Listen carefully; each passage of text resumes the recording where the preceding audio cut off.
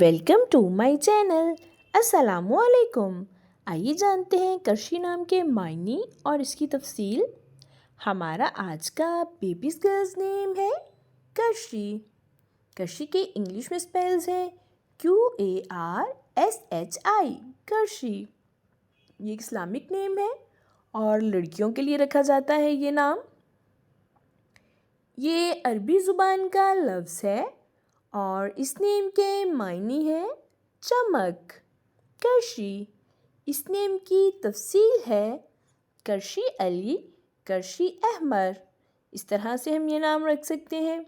आप भी अपने नाम का मायने जानने के लिए कमेंट्स में अपना नाम लिखें और मायने जानिए। एंड अपने नाम की स्पेशल वीडियो बनवाने के लिए भी आप मेरे कमेंट बॉक्स में अपना नाम कमेंट कर सकते हैं। And please like the video, subscribe my channel. Okay dears, फिर मिलेंगे न्यू नेम न्यू वीडियो के साथ। अपना ख्याल रखिएगा, दुआओं में याद रखिएगा। अल्लाह हाफिज़।